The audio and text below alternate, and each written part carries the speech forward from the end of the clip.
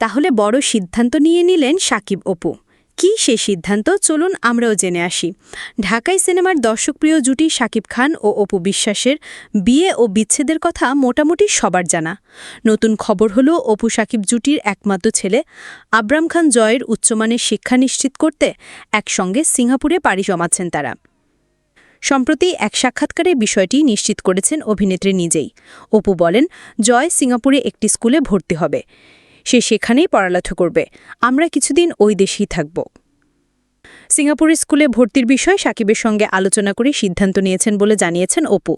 অপুর ভাষ্য, এই বিষয়টি আমার আর জয়ের বাবার মধ্যেই আলোচনা হয়েছিল, তবে কিভাবে সেটা বাইরে চলে এলো জানা নেই। আমি আসলে পারিবারিক বিষয়গুলো নিজের মধ্যে রাখতেই পছন্দ করি। এর আগে গত বছর এক সাক্ষাৎকারে অপু জানিয়েছিলেন খুব শীঘ্রই ছেলে জয়কে পড়াশোনার জন্য বিদেশে পাঠাবেন তিনি। বলে রাখা ভালো, রাজধানীর অন্যতম ইংরেজি মাধ্যম ইন্টারন্যাশনাল স্কুল ঢাকায় আইএসডিতে পড়ছিল সাকিব অপুর একমাত্র ছেলে। তবে অল্প কিছুদিনের মধ্যে সেই স্কুল পড়া বন্ধ হয় অপুর ছেলের। এর কারণ, ওই একই স্কুলে ভর্তি হয়েছিল সাকিব বুবলির ছেলে বীর। পারিবারিক টানাপড়েনের কারণেই ওই স্কুলে পড়া বন্ধ জয়ের করেন মা অপু। চলতি বছরের এপ্রিল মাসে অপু তার ছেলেকে নিয়ে সিঙ্গাপুর সফরে গিয়েছিলেন। তখন থেকেই জল্পনা শুরু হয় এটি নিছক ঘোরাঘুরি নয়, অবশেষে জল্পনা সত্য হচ্ছে।